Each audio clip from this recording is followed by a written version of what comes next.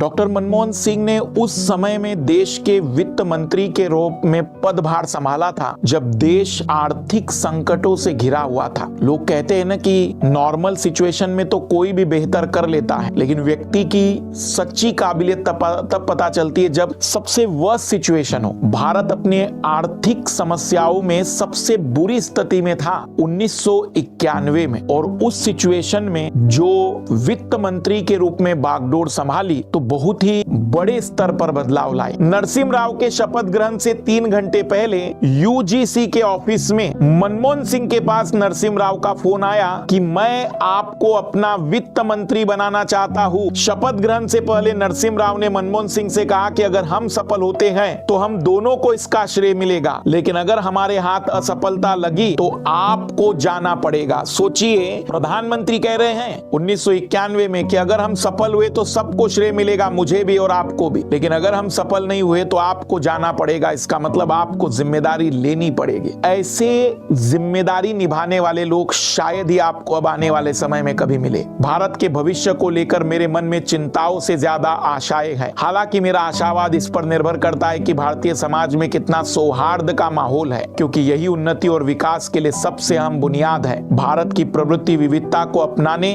और उसका जश्न मनाने की रही है और इसे बचाए रखना चाहिए।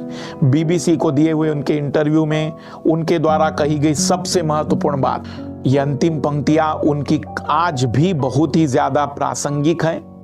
मोटे तौर पर मैं आपसे कहना चाहूंगा कि हमें उनकी जिंदगी से ये जरूर सीखना चाहिए कि किस तरीके से जिम्मेदारियों को लिया जाता है। ये कैसे तय किया जाता है कि अगर असफलताएं होती है तो आप मेरा नाम ले लीजिएगा, लेकिन सफलताओं में सबको शामिल कर दीजिएगा। उनसे सीखना चाहिए कि किस तरीके से चुप रहकर भी, कम बोलकर भी जिंदगी में बड़े काम किए जा सकते हैं। हमें उनसे सीखना चाहिए कि किस तरीके से आप अपने पढ़ाई के माध्यम से सबसे बड़े मुकाम को भी हासिल कर सकते हैं। भगवान न केवल उनकी आत्मा को शांति दे, बल्कि हम चाहेंगे कि भारत में उनके जैसे लोग आते रहे ताकि देश तरक्की की राह पर बढ़ता जाए। तो भारत ने एक अमूल्य और एक जिसकी क्षति नहीं पूरी हो सकती, क्षति पूर्ति नहीं हो सकती, ऐसे व्यक्तित्व के धनी व्यक्ति को आज खो दिया है। सबसे ज्यादा जरूरी है उनके हमेशा योगदान को भी याद रखना जो उन्होंने उस सिचुएशन में भारत को दिया जब भारत सबसे कमजोर स्थिति में था। बाकी आज की